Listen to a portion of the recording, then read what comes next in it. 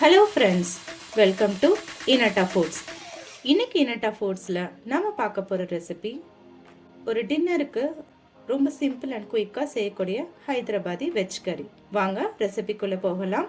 இந்த ரெசிபி செய்கிறதுக்கு நம்ம ஒரு மசாலா பேஸ்ட் தயார் பண்ணிடலாம். அதுக்கு ஃபஸ்ட்டு 3 பட்டை, 3 கிராம்பு, 2 ஏலக்காய், 6லேருந்து ஒரு 7 முந்திரி பருப்பு எடுத்துக்கலாம். இந்த ஸ்பைசஸ் எல்லாத்தையும் ஒரு ஜாரில் விட்டு அரைச்சி எடுத்துக்கலாம். இந்த மாதிரி ஒரு ஃபைன் பவுடர் அரைச்சி எடுத்துக்கோங்க. இப்போ ஒரு கப் அளவுக்கு தேங்காய் விட்டுக்கலாம், அதாவது அரை மூடி தேங்காய். இப்போ இந்த கலவைகளோட தேங்காயும் அரைச்சிட்டு வந்துடலாம். பாருங்க, தேங்காயும் ஸ்பைசஸும் நல்லா அரைச்சி வந்திருக்கு. இப்போ ஒரு கப் அளவுக்கு தயிர் விட்டுக்கலாம், அதாவது 250 ml தயிர். இந்த தயிர் கலவை சேர்த்து நல்லா அரைச்சிக்கலாம். ஒரு நல்ல ஸ்மூத் பேஸ்ட்டாக வரட்டும், தண்ணி எதுவும் விட வேண்டாம். இப்போ நம்மளோட மசாலா அது ரெடி ஆயிடுச்சு. ஒரு அகலமான பேன் எடுத்துக்கலாம். அதில் 2 கப் அளவுக்கு தண்ணி விட்டுக்கலாம்.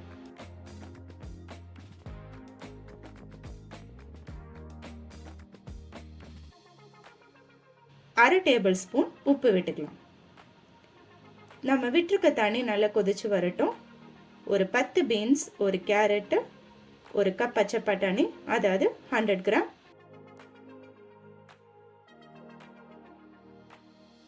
ஒரு மீடியம் சைஸ் உருளைக்கிழங்கு, இது எல்லாத்தையும் இந்த தண்ணியில் விட்டுக்கலாம். நல்லா கொதிச்சிட்டு இருக்க இந்த தண்ணியில் நம்ம இந்த காய்கறிகளை விட்டு வேக விட்டுக்கலாம். இந்த ஸ்டேஜில் நம்ம உப்பு செக் பண்ணிக்கலாம். இப்போ ஒரு லிட்டை போட்டு கவர் பண்ணி அடுப்பை ஸ்லோ ஃப்ளேமில் வச்சு ஒரு 5 to 10 மினிட்ஸ் காய்கறிகள் எல்லாத்தையும் நல்லா வேக விட்டுக்கலாம். நம்ம விட்டுருக்க காய்கறிகள் வெந்துருச்சான்னு இப்போ செக் பண்ணி பார்த்துக்கலாம். ஒரு உருளைக்கிழங்கு உங்களுக்கு எடுத்து காட்டுறேன். பாருங்கள், உருளைக்கிழங்கு நல்லா வெந்திருக்கு. பட்டாணி, கேரட், நம்ம விட்டுருக்க பீன்ஸ் எல்லாம் நல்லா வெந்து வந்திருக்கு.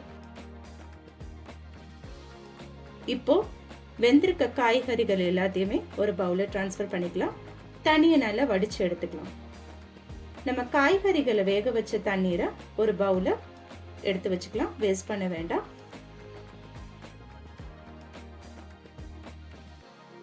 இப்போ ஒரு பேன்ல ஒரு குழிக்கரண்டி அளவுக்கு எண்ணெய் விட்டுக்கலாம். எண்ணெய் காஞ்சதும் அதோட ஒரு டேபிள் ஸ்பூன் பட்டர். நம்ம விட்டுருக்க எண்ணெய் பட்டர் நல்லா காஞ்சி வந்திருக்கு. இப்போ அரை டேபிள் ஸ்பூன் அளவுக்கு சீரகம் விட்டுக்கலாம். சீரகம் நல்லா பொரிஞ்சு வந்துட்டு இருக்கு. இதோட 2 மீடியம் சைஸ் வெங்காயம் நல்ல பொடியா நறுக்கிக்கோங்க. 2 மீடியம் சைஸ் வெங்காயத்தை விட்டுக்கலாம். வெங்காயம் நம்ம விட்டுருக்க எண்ணெய் பட்டரோட வதங்கி வரட்டும். 2 பச்சை மிளகாய். பச்சை மிளகாவை நடுவில் ஒரு கீறு விட்டு போட்டுக்கலாம். இப்போ நம்ம விட்டுருக்க வெங்காயம், பச்சை மிளகாய் எண்ணெயில வதங்கி வரட்டும். 1 டேபிள் ஸ்பூன் இஞ்சி பூண்டு விழுது சேர்த்துக்கலாம். எண்ணெயில வதக்கி விட்டுக்கலாம். ஒரு மீடியம் சைஸ் தக்காளி இந்த கலவைகளோடு விட்டுக்கலாம். நம்ம விட்டுருக்க வெங்காயம், தக்காளி, இஞ்சி பூண்டு விழுது, பச்சை மிளகாய் எல்லாம் எண்ணெயில வதங்கி வரட்டும். இப்போ நம்ம ஸ்பைசஸ் எல்லாம் விட்டுக்கலாம். 1 டேபிள் ஸ்பூன் மல்லித்தூள், 1/2 டேபிள் ஸ்பூன் உப்பு, 1 டேபிள் ஸ்பூன் மிளகாய்த்தூள், 1/4 டேபிள் ஸ்பூன் மஞ்சத்தூள். இந்த மசாலாக்கள் எல்லாத்தையும் இந்த எண்ணெய் கலவைகளை விட்டுக்கலாம், வதக்கி கொடுத்துக்கலாம். மசாலாக்கள் எல்லாம் எண்ணெயிலே வதங்கும் போது நம்ம கறிக்கு ஒரு நல்ல ஒரு சுவை கொடுக்கும். நம்ம ஏற்கனவே அரைச்சி வச்சிருக்க பேஸ்ட், அதாவது நம்மளோட ஸ்பைசஸ், தேங்காய், தயிரெல்லாம் விட்டு ஒரு ஸ்மூத் பேஸ்ட் அரைச்சிருந்தோம் இல்லைங்களா, அந்த பேஸ்ட்டை இந்த கலவைகளோடு விட்டுக்கலாம். நல்லா கலந்து கொடுத்துக்கலாம். நம்ம விட்டுருக்க மசாலாக்கள் எல்லாம் ஒன்னோட ஒன்று கலந்து வரட்டும்.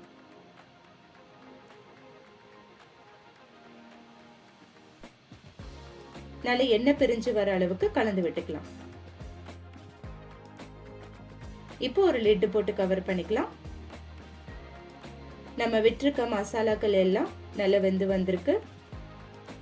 இப்போ நம்ம எடுத்து வச்சிருக்க காய்கறிகள் எல்லாத்தையும் இந்த கலவைகளோட விட்டுக்கலாம்.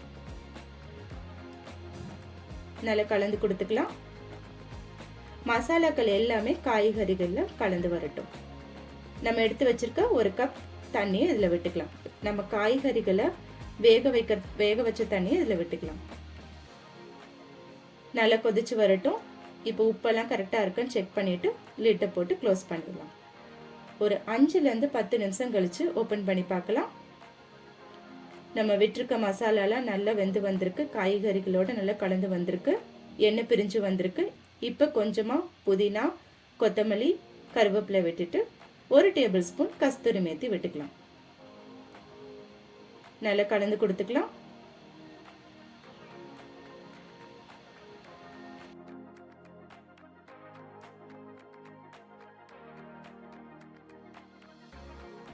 இப்போ ஒரு லெட்டு போட்டு கவர் பண்ணி அடுப்பை ஒரு நிமிஷத்துக்கு ஹை ஃப்ளேமில் வச்சு எடுத்துக்கலாம். நல்லா எண்ணெய் பிரிஞ்சு நம்ம மசாலா நல்லா அப்படியே தகன்னு மின்னது பாருங்க. நம்ம விட்டுருக்க காய்கறிகளோட மசாலா எல்லாம் நல்லா வெந்து வந்திருக்கு. இதை வெஜிடபிள் கறியா, இட்லி, தோசை, சப்பாத்தி, பரோட்டாக்கு ஒரு நல்ல காம்பினேஷனாக இருக்கும். இப்போது இந்த ஹைதராபாதி வெஜிடபிள் கறியை நம்ம ஒரு பவுலுக்கு ட்ரான்ஸ்ஃபர் பண்ணிக்கலாம். நீங்கள் இந்த ரெசிபியை உங்கள் வீட்டில் செஞ்சு பாருங்கள். உங்களுக்கு இந்த ரெசிபி பிடிச்சிருந்ததுன்னா லைக் பண்ணுங்கள், ஷேர் பண்ணுங்கள், சப்ஸ்கிரைப் பண்ணுங்கள். இந்த ரெசிபி உங்கள் வீட்டில் ட்ரை பண்ணி பார்த்துட்டு கமெண்ட் பாக்ஸில் உங்கள் கருத்துக்களை பதிவிடுங்க. மீண்டும் உங்களை அடுத்த ரெசிபியில் சந்திக்கும் வரை பாய், டேக் கேர்.